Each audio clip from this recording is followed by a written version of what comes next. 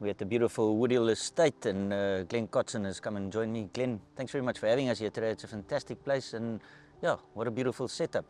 Firstly, let's start with the name of Woodhill. Where did that come from? Yeah, so we're very fortunate enough, it's all about crossing paths with people as you go through your life. And we were introduced to Neil and Maureen Smith, and they became family friends as well as clients. And every Friday night they would come and have a roast that Kathy would arrange on a Friday night. And they absolutely loved it, wouldn't miss it for the world. It made them feel like home. And they said it just became like running the gauntlet going to Philippi at night. They were scared. I said, look, why don't you buy another farm? We'll set you up, we'll buy it, and we'll set you up and see what you can do. And it took me 18 months before I found Woodhill. The name came by is that Neil used to race his company under Woodhill because it was convenient because he lived at a house in England called Woodhill. And so we just stuck with the name. It was his house, so we called it Woodhill, and it ended up sticking. And it's quite a catchy name. I think it's quite nice, and I think it's synonymous to everybody in racing. We don't go when it's trained by Glen Kotzen, it's trained by Woodhill. So yeah, it's become a family brand name, so it's quite nice. A lot of people might not know exactly where it is, but it's in Paarl. And any reason why you found here? It's just the location, affordability. Well, as I said, I looked everywhere. I went West Coast. I thought it was too far out, and the weather wasn't great. I went inland. I went Durbanville. I went right up towards where Somerset West. We looked everywhere. We went Moms. We went everywhere. And I actually two farms up here. There was a feedlot, and it was the perfect place, but there's no trees or anything like that. We looked at the buildings, and we could work out where the tracks were going to go. And it was sort of like I was getting desperate because Neil said, you better hurry up and find this farm. And I popped into our neighbours over the road, Falsfontein Stud, and I said to Cole, he said, what are you doing in the area? I said, no, we're looking at farms. And he said, why don't you try and buy the farm next door? It's a beautiful farm. It's a little boutique farm, and have a look at it. I said, for sale. He said, I don't know, but you can only ask. And I drove up the driveway. It was so funny. I knocked on the door, and the husband came in and said, yes, I can help you. I said, look, I'm looking to buy a farm. Is the farm for sale? He said, no, it's not. The wife pushed him aside. Of course the farm's for sale. And we negotiated a price. And when you just walk onto a place and you just know, if the tracks could fit and we had to look at things like that, this is the farm that really I felt at home. So I phoned up Neil and I said, look, I found the farm. He said, thank the Lord, let's go and have a look. And we came and had a look, and he said, well, where do we sign? It was literally that quick. We signed on the dotted line, gave him the asking price, and and then we've been here 22 years now, and it's been a lot of work in progress. Buying a farm is like digging a hole and putting your cash in it, because every day something goes wrong. To maintain the tracks, the tractor breaks down, the clutch goes, or the gearbox is giving you a problem, or they knock a wall, you got to get a boulder in, or we had that 7-year drought, and we had to sink another borehole. And you think, well, just sink a borehole, but a borehole can cost you anything from 200,000 to 500,000. And then you got to hope after this guy walks around with 2 sticks and 2 pieces of wire, and then when the wires start clicking, he said, drill here. And you've got to be more scientific than that. So, mate, this is how we've been doing it for the last 100 years, and dig here, you'll find water. And we got lucky, so we dropped the second borehole, we got crazy water, and I said, look, while we're at it and we're spending so much money, let's drop a further one, because you never know with climate change. So this farm used to be one big farm, Falsfontein included, and it used to be called Boerfontein. In fact, we got 2 separate title deeds, yeah.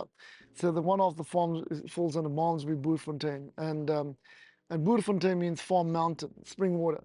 And we had an old chap that worked here prior to us, so 30 years with the previous owner and been with us for 25, and he said, there's a natural spring right here.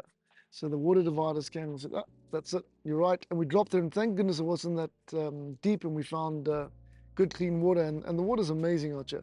Obviously, all the water systems go through filter systems and UV lights and sand filters and whatever, but we've had to test it, it's pure, it's proper.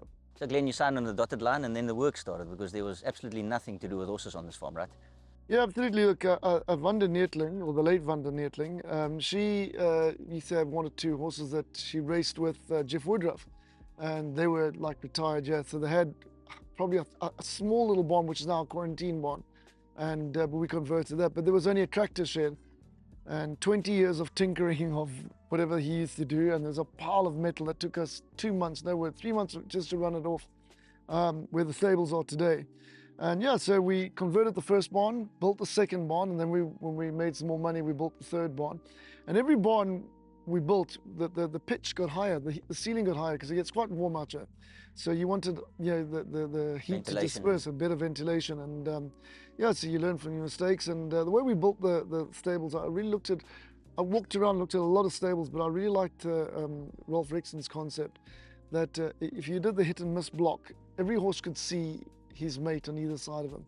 And so, yeah, a horse can look out and you can look at three ways, and you'd always have a friend to look at. I mean, they are herd animals after all. And so you never put two bad eaters next to each other because the one doesn't eat, the other one doesn't. Small little things that make a big difference in a horse, Yeah, isn't it? absolutely. And it's crazy. I mean, a new horse would arrive, and the next thing, the filly next to her starts kicking the wall, and you can't understand why, what's going on. But she doesn't like her neighbor, so you got to move. There's nothing worse if when you buy a house and you don't like your neighbor, you got to move. It's also key to be in the yard all the time to pick these little things Yeah, up, isn't 100%. it? You spend quite a bit of time yourself and Kathy, even walking in the afternoons. Well, that's our joy. I mean, we live here, and that's the best part about it. I think that I would have killed somebody on road rage if I had to go to work every day driving. As it is going in Natal, we stay in Umhlanga, we got to drive to the Sommerveld. The traffic is unbelievable. I'm not used to it. I walk out of my door, my dogs follow me, we walk to the stables, to the track, and everything's here. So I get lots of steps in and no driving, so I'm not frustrated. Glenn, so that's the barns, and then came the track. Is there any specific, you obviously looked at the whole farm and decided, listen, this is where we need to put the track, and Yeah, how did that come about? Well, before we even bought it, I bought in Eddie Luff, and he was, Kenilworth's track managers for years, and we designed the track, and he said you got plenty uphill, good incline, good pull-up area, cambered. He helped me design it, and we got the team in, and we had to put in some drainage down the bottom. The part next to the track had a natural spring, so we had to put huge pipes, which took a lot longer than we would have liked to have, but you had to get the foundation right. And yeah, what's so nice is that we don't have to ever bring in any soil. It's all natural soil here. We once had a guy come in pasture and he said, "Go test your soil." He tested it and offered to pay for our farm. He said, "Let me take off," I don't know, you wanted 700 meters or 700 mils of sand, and then I'll put everything back where it was. And he said, "And I'll give you a couple of million for it." But we just couldn't do that. The sand is everything. And yeah, so we're just so lucky that we don't have to bring in sand. So we got natural tracks. There's no base so that it can't hit the ground. In winter, it does get quite wet here, like anywhere else. Especially last year was horrific, but we've got beautiful big paddocks here. So we just plow our track up in the paddocks, and that's how we got through winter. Yeah, it's obviously, you can also in between strings see what your track looks like. The tractor comes on, and then maybe in the afternoon you have to put a bit of water for the next day. And you obviously keep an eye on that and just how to manage it, isn't it? Yeah, absolutely. I mean, what's so nice, if we want to do some really fast work in, we can put the rollers on and we flatten the track, water it, flatten it. When you're in a training center, the one guy wants it wetter, he wants it softer, deeper. Everybody's arguing. I listened to it on the chat on the Sommerveld training. It must be a nightmare to run that place. But yeah, the maintenance is damn expensive, unfortunately. We've got a team of 7 that just mow lawns continuously to make the place look good. Yeah, thank you. And to keep the tracks maintained and etc. So yeah, it's a huge expense, but it's worth it at the end of the day. It's you do it your way. Glenn, quite interesting. You initially kept the old house, you lived in it and looked after the horses first and built them some mansions, the barns. And then a couple of years later, when they were settled, you built your own special home here. When we were kids traveling with my dad to the farms looking for horses, the first thing we'd get is there any horses for us to ride? We ride them bareback, we ride them anyway. We just wanted to ride, we're horse mad. And then we wanted to fish. So when there was a dam, we had to fish. And I had a real love for dam and mountains. So I've got both. I've got this beautiful dam in front of me, which is stocked with fish, and I do not fish. I don't have time to, which is crazy. And the mountains behind us, which is amazing. But yeah, and I always said, I'd love to one day, build something over a lake. And so when we looked at this place, this was just a dry camp with cattle in it and barbed wire fencing. And this is where I planned on getting it. We got the architectures in, and we had to wait until we had saved up enough pennies to get everything up and running. But yeah, it's beautiful. I love it. Glenn, enough rooms here for the whole family. How many horses can you stable here, and how full is the yard? Yeah, we've got 113 boxes. COVID was a massive hit for everybody, I know that, but personally for us it was. If you ran a horse in a top division race and it ran third, got beat head-to-head, the owner said you could have it because the training fees never went down. But the stakes obviously was, I think they got 3,000 rand for running third. So we lost a big whack of our horses. And to keep everybody's job running, we had to cash in all our policies to keep it going.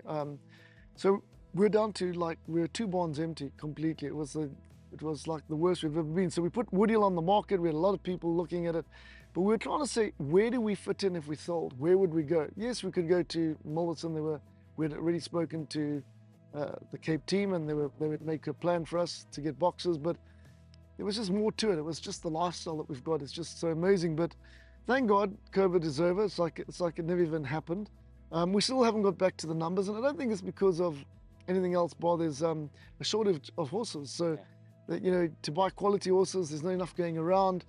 A lot of people in COVID culled a lot of mares. So we've got to wait for that to happen. I see the breeders are putting their hands in their pockets. They're starting to bring in mares from Australia and all over the place.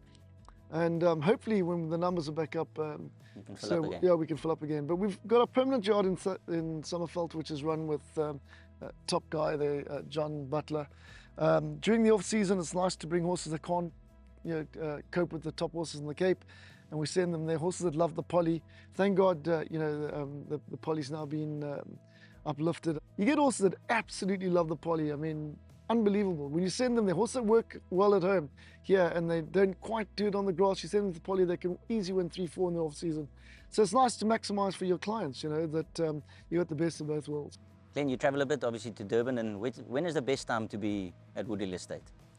Well, I love the change of seasons. We miss the bulk of the rain, which is, I always say, look how beautiful and green everything is. And my assistants shake their head and say, no, you got no idea how bad this winter was. It was dreadful. They were permanently wet. But I've had my fair share of that when I was an assistant doing it in the Cape for Rolf Rexon. But I really, really love coming home when it's still crisp and cold but beautiful in end of July, August. There isn't a leaf on the tree, or it hasn't started yet, but it's just a beautiful season. But what I love is watching the horses being broken in and then turned out at the big camps at Woodhill. And we'd put easy 15 colts, big strapping, beautiful, expensive colts in one paddock. They knock each other out, but they love it.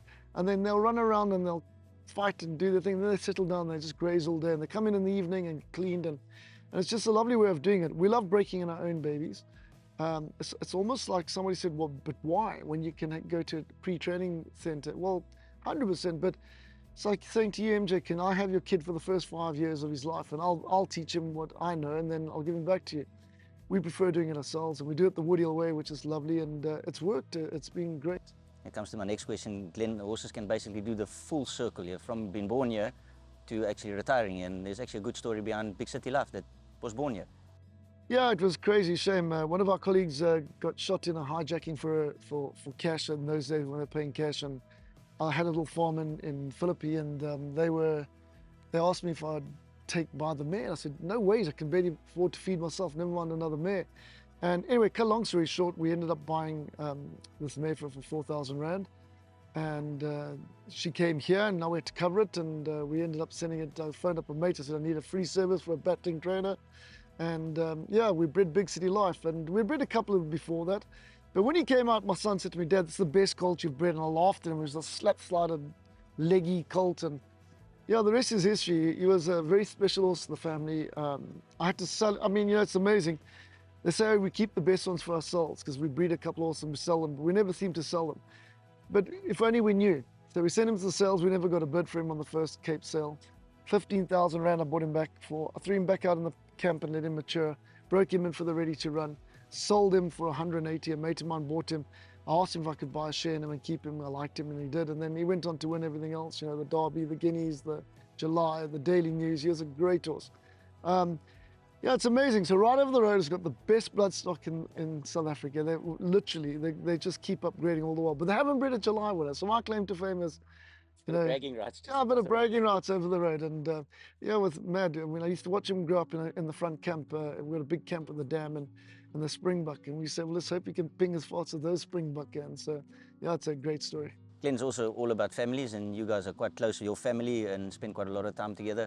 Kira is not as involved. Kyan is involved, and Liam is overseas learning. So, any of them going to take over from Glen Kotzen? I tried to pull them into the yard and get them going. They said, Dad, we see what you go through. You never have a break. You work 365 days a year. A young lady said to me this morning, if you work with horses, it's like you've never worked a day in your life. I agree with that. I beg to differ. It is lovely. We are very blessed, don't get me wrong. And every day I count my blessings. I walk outside every day of my life and I say, thank you, Lord, for what I have. Because there's so many people that don't have anything.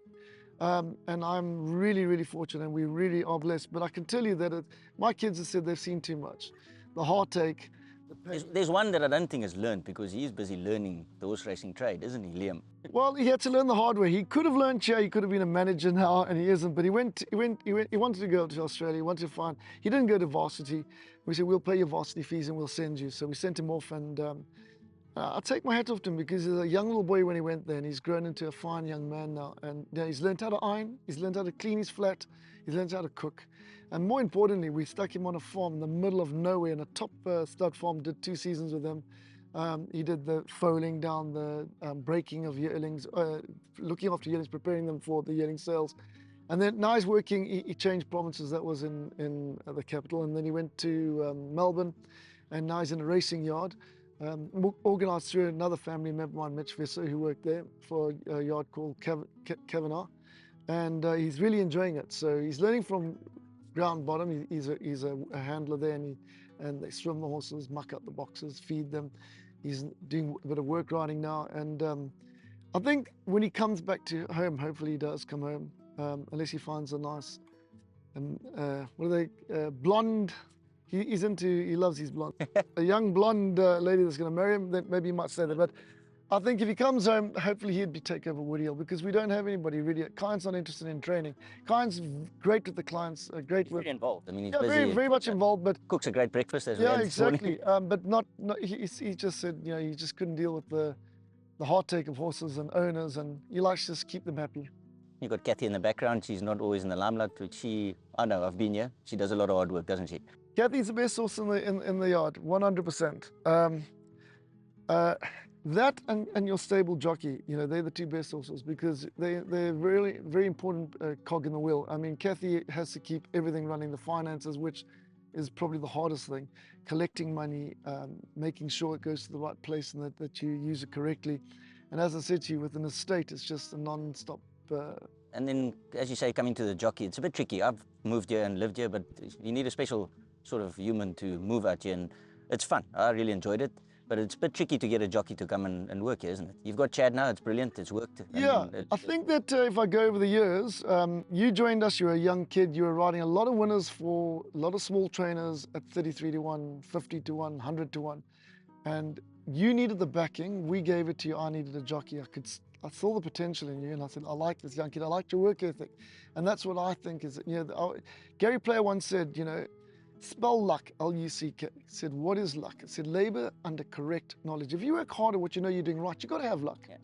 And I've used that as a foundation to all the young kids coming through me. And you came through here, and I knew you would be a stepping stone, because as you started riding work and people riding winner after winner and feature race winners, you would be noticed. And of course you were noticed, and you were snapped up by Kenema, and then went on to Vaughan Marshall, where you did exceptionally well.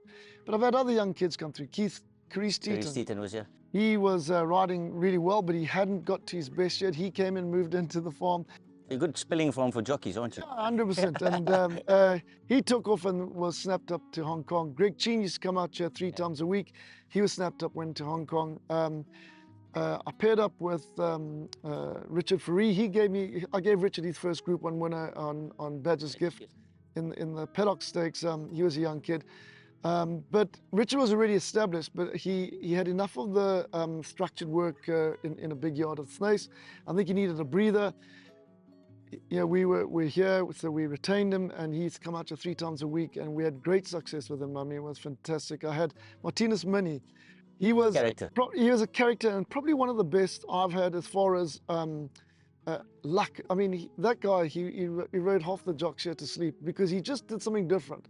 He had a great judge of pace. X factor. Yeah, he had something different. I mean, everybody played a different role, but at the time, we never had great horses, but geez, he fired home winners, and everybody's really happy with him. He retired twice, but we came back again. But yeah, so we've had great times, and now we've got Chad Little, and he's a story in his own.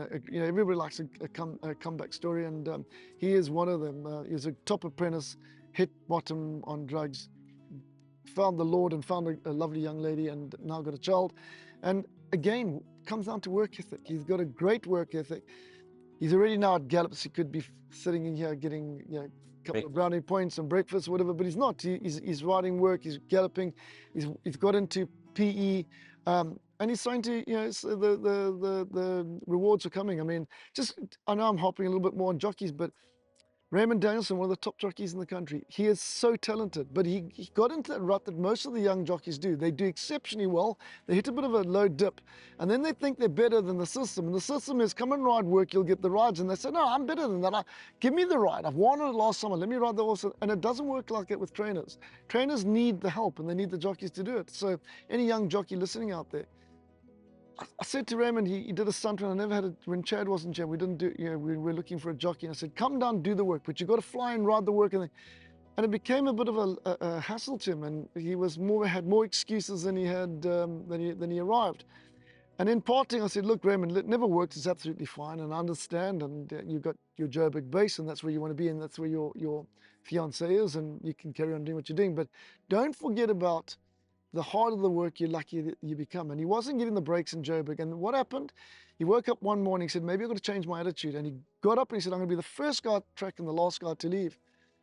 And he saw me at King's Plate the other day and he said, came and gave me a big hug. He said, I've got to thank you. I said, what for? He said, I'm the first jockey, then the last one to leave, and my luck has changed. Jockey fell off, said Raymond rode work, put him on, he won on it. He's now won 3 in a row. I've been riding work for De Kock, bang, he picked up that filly, won the fillies, guineas, beating all those big horses. And that's what it is. He's so talented, but a lot of these kids just go wayward and they just need to put back in line again. Saying that stuck with me forever, as my grandfather said, hard work has never killed anyone, and that's a fact. 100%. Yep. Glenn, thanks very much for having us here, and it's really been a pleasure. It's nice that your stable has turned. It's been a bit of a tough time, but it's brilliant that it takes a bit of time, a bit of patience, as you know, and it's fantastic to have your yard back in form and firing. Yeah, thank you very much. I've got to thank my clients because it's been an expensive exercise, you know, taking these bloods tests at 800, 900 rand a pop. When we first started with it, we were doing 3 bloods a week and then scratching the horse, so they get the vet bill and the scratching. But they all, you know, we spoke them through, and I think it's communication is key. You've got to let your clients know what's going on. Yeah. You know, don't let them get the big fat vet bill and they don't know what it's for. And as long as we can, you know, speak them through it, they're absolutely fine. And yeah, I've got to thank them for their patience. Glenn, thank you very much for your time again, and really, it's a really fun day here at Woodhill Estate. Glen Kotzen, thanks for your time. Thank you.